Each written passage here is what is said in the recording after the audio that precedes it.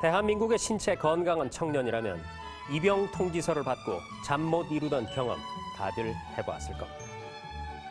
하지만 군에서도 세월은 흘러서 어느새 전역 날짜가 다가오면 이번에는 사회 복귀를 걱정하면서 잠을 못 이루게 되죠. 전역 이후에 취업에 대한 걱정이 가장 큰 고민일 수밖에 없는 건 예나 지금이나 크게 다르지가 않은 것 같습니다. 오늘 다시 보는 문화영화에선 가난했던 60년대에 군 복무를 마치고 고향에 돌아와서 생업 전선에 뛰어드는 한 청년을 만나보시죠. 어려웠던 그 시절, 우리 아버지 세대의 이야기입니다.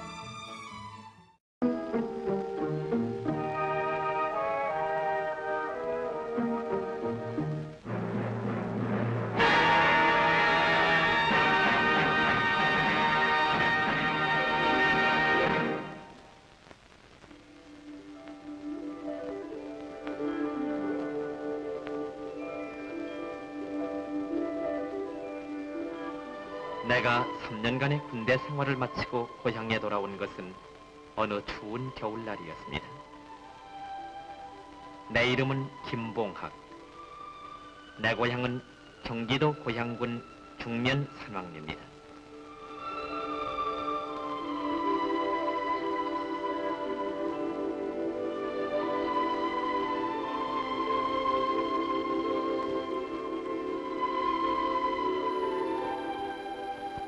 오래간만에 보는 고향의 모습. 집집의 마당에 쌓인 볏짚에는 스산한 바람만 불고 일거리 없는 겨울철 농한기라 그런지 그저 잠잠하기만 했습니다.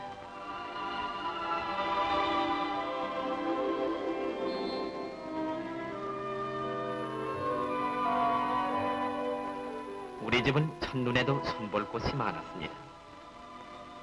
2, 3년은 지붕을 갈지 못했는지 초라하게 찌들어져 있었으며 바로잡혀지지 못한 살림살이를 말해주듯 문패마저 비뚤게 걸려 있었습니다.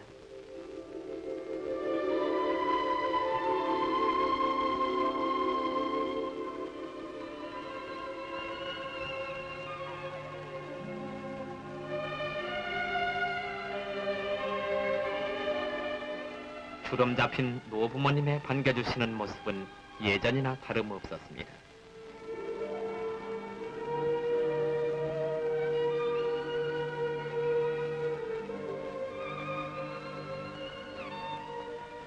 어려운 생활에 익숙해진 살림.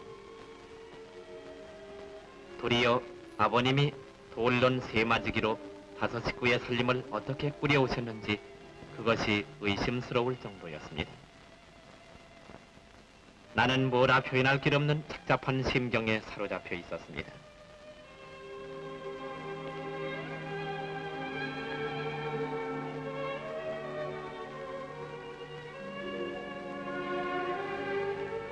군 복무 시절에는 그래도 제대하면 이러이러한 일을 해서 식구들과 남부럽지 않게 살아보겠다고 생각은 했지만 막상 집에 오니 기반이 잡히지 않은 너무나도 빈곤한 살림살이라서 어떤 일을 어떻게 해야 할지 그저 막막하기만 했습니다.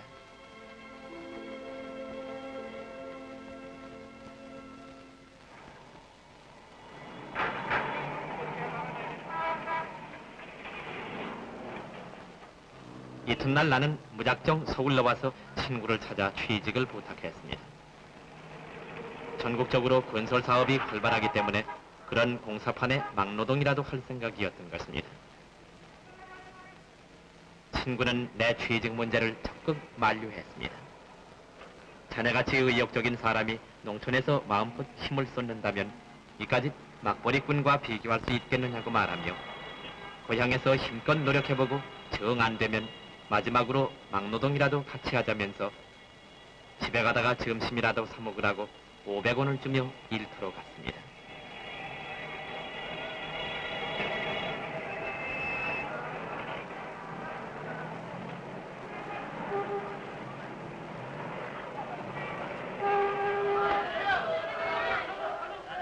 집으로 돌아가는 길.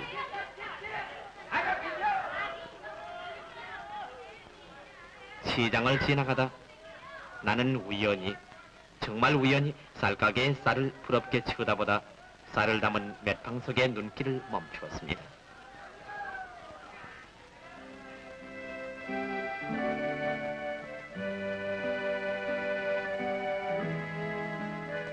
맷방석, 맷방석. 혹시 그것으로 부업을 하면 어떨까?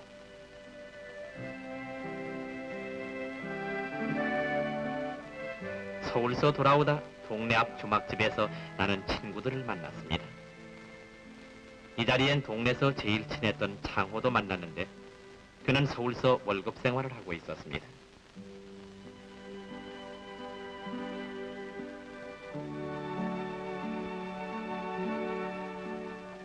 나는 친구들에게 몇백 원으로 시작할 수 있는 맷방석 만들 의향을 말하고 그들의 의견을 물었습니다. 어느 친구는 막걸리 한 잔 값으로 뭘 할 수 있으며 그까진 맷방석은 구질구질하게 뭐하러 만드느냐고 핀잔까지 주었습니다.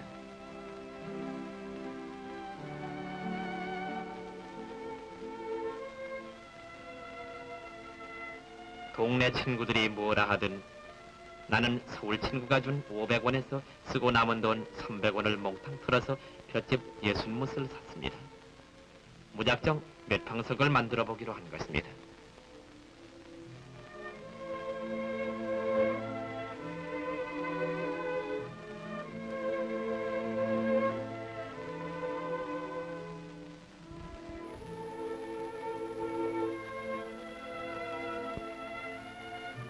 맷방석을 만드는 것이 처음엔 그렇게 수월하지가 않았습니다. 처음엔 찌그러진 것이 나오고 만들어 놓으면 상품 같지도 않았습니다.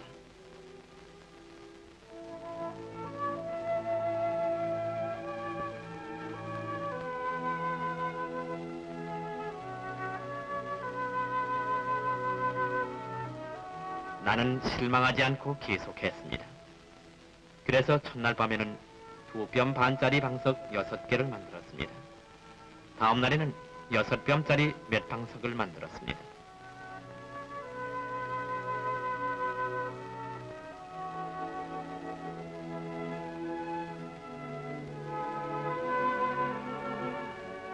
그래서 닷새 만에 300원으로 사온 볏짚 60뭇으로 여러가지 맷방석 25개가 생겨나게 됐습니다.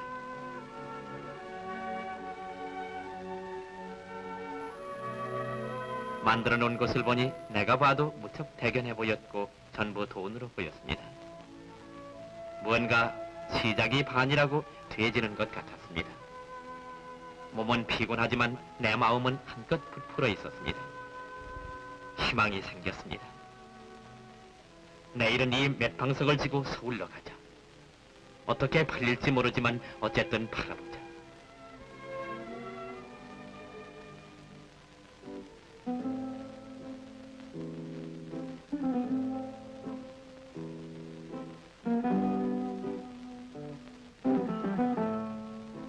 우리 마을에서 아침에 서울에 도착하자면 새벽에 출발해야 합니다. 돋는 해를 따라 걷기를 20리. 등의 짐도 차츰 무거워지기 시작했습니다.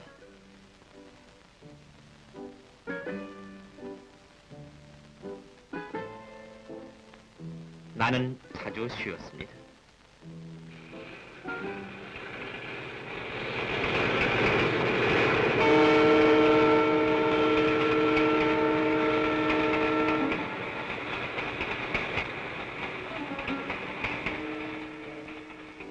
온몸엔 땀이 흘러 목욕한 듯 젖어들었습니다.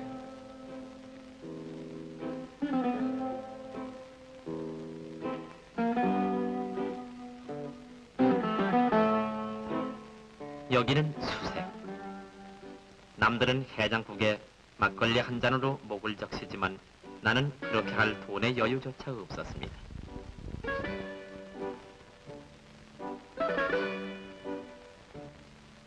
나는 시장길을 참으며 신촌에서부터 맷방석을 팔기 시작했습니다. 맷방석은 의외로 잘 팔렸습니다. 적은 것은 200원, 큰 것은 300원 내외로 팔았습니다.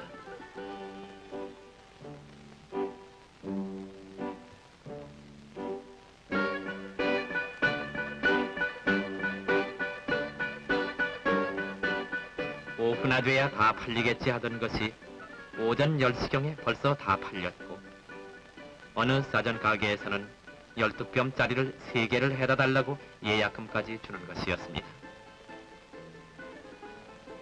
내 손엔 3,200원이 쥐어졌습니다. 300원이 10배로 늘어난 폭입니다.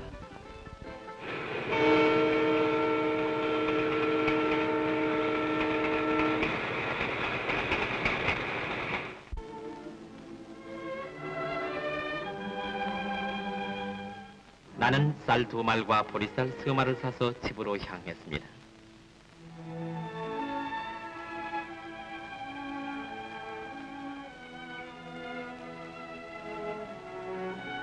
그날 저녁 나는 몹시 알았습니다. 맷방석을 젓던 어깨는 벌겋게 물집이 생기고 너무 긴장했던 탓인지 오한까지 겹쳐서 열이 오르며 일도 못하고 드러누웠습니다.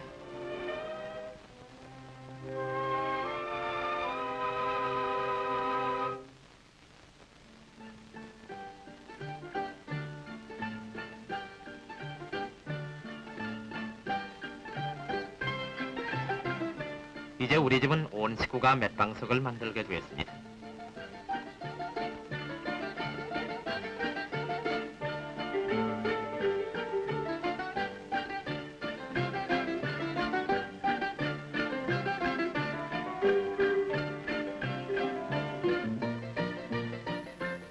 본격적인 부업으로서 동생들은 새끼를 꼬고 나와 아버님은 방석을 만들었습니다.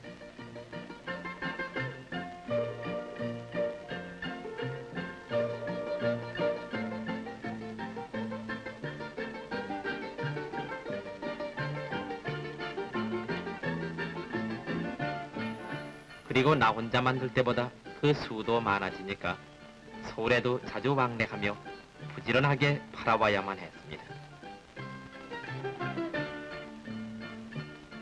300원의 미천으로 서도 사고 땅도 사서 남처럼 살아보자. 문제는 지금 마음먹은 것을 어떻게 끝까지 밀고 나가느냐 하는 것이다. 나는 서울을 다닐 때마다 이 말을 수없이 중얼거렸습니다. 어깨에 물집이 생기고 얼마 후엔 터져 피가 나고 거기서 굳은 살이 나오도록 나는 이를 악물고 맷방석을 만들어 팔았습니다.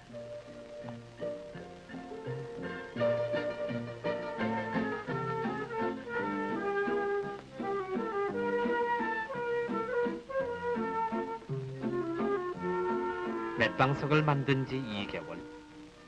나는 그것을 팔아 생활을 하고도 약 10,000원쯤 저축하게 되었습니다.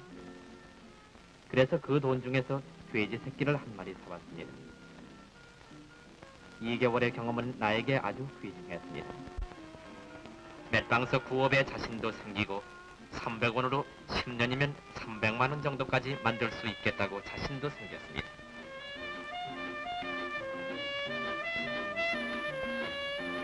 아버지는 돼지 우리를 손보셨습니다.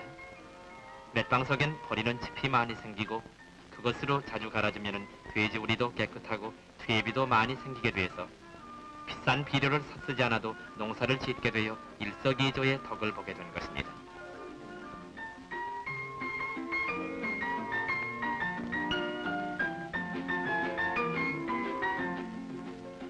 어느덧 일에 쫓기다 보니 1년이 지났습니다. 돼지 새끼는 어미 돼지가 되어 새끼를 9마리나 낳았습니다. 한 마리에 4,000원씩 팔고 어미 돼지도 약 4만 원에 팔았더니 도합 8만 원의 목돈이 마련됐습니다.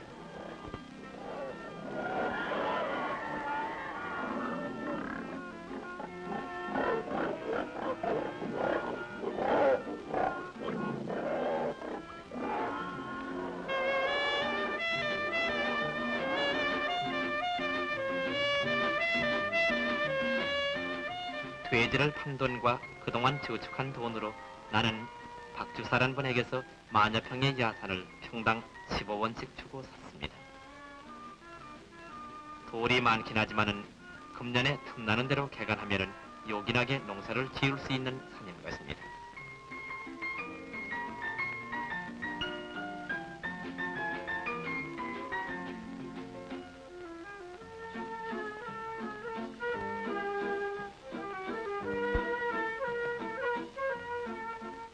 만 1년 만에 맷방석으로 산까지 샀다는 소문은 동네에 확 퍼졌습니다. 의심과 시기에 차 있던 사람들도 사실로 증명된 앞에서는 별 수 없었습니다. 여지껏 맷방석 만드는 일에 외면했던 사람들도 차츰 호기심을 갖고 찾아와서 맷방석 만드는 법을 배워갔습니다.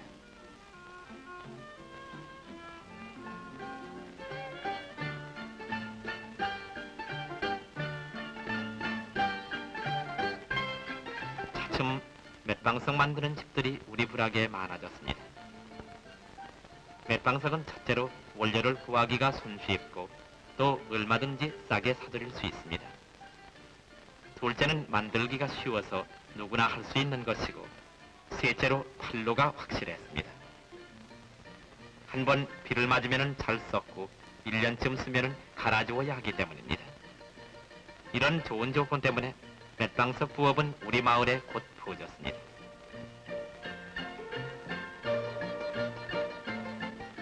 그리고 정부에서도 관심을 가지고 모든 뒷받침을 해주시기로 약속받았습니다.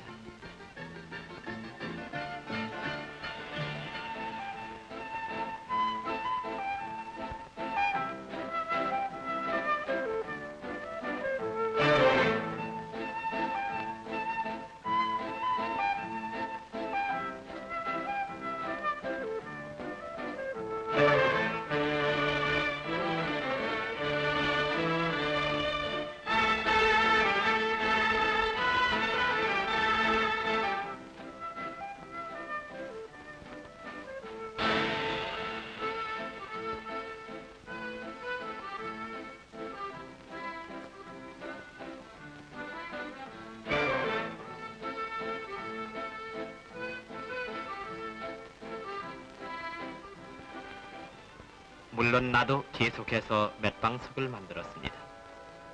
틈나는 대로 산을 개간하고 돼지를 키우며 열심히 만들었습니다.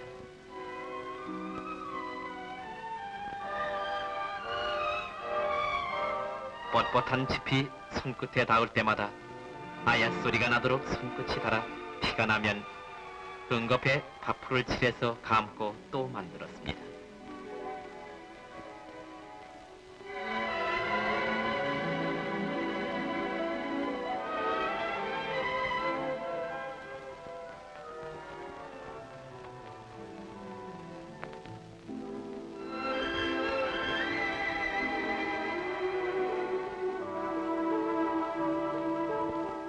우리 마을은 이제 맷방석 마을이 됐습니다. 정기적으로 모여 함께 팔러 가게도 됐고 우리의 맷방석은 서울은 물론이요 인천, 수원, 의정부까지도 공급하게 됐습니다.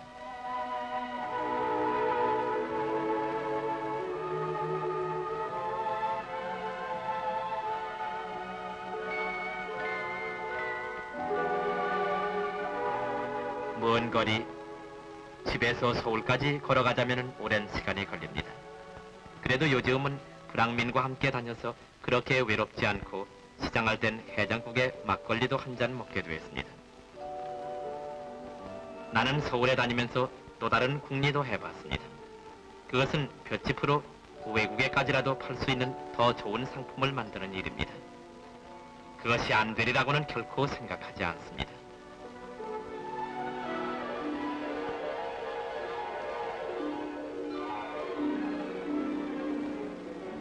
맷방석을 만든 지 3년. 어림잡아서 우리 집 재산도 약 6, 70만 원으로 늘었습니다. 헐값에 산 야산에선 고구마를 캐먹고 집도 6칸짜리 양개화로 다시 지었으며 닭도 한 60마리 되고 지난달엔 소도 한 마리 사서 농사 짓는 데 보탬을 주게 되었습니다.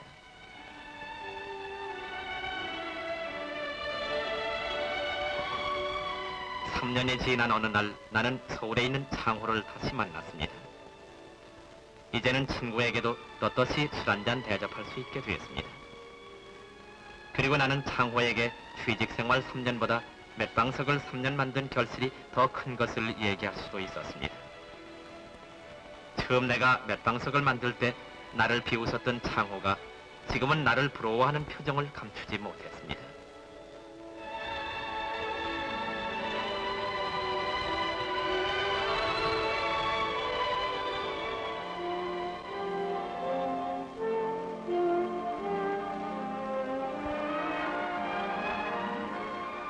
그러나 내가 한 일은 그렇게 자랑할 것도 아닙니다. 하면 된다는 신념으로 꾸준히 어려움을 참고 나간다면 누구나 할 수 있는 일입니다. 나는 이 말을 누구에게나 자신 있게 얘기할 수 있습니다. 보잘것없는 나의 경험이 우리 농촌 발전에 조금이라도 보탬이 될 수 있다면 나는 그것을 더 없는 영광으로 생각하겠습니다.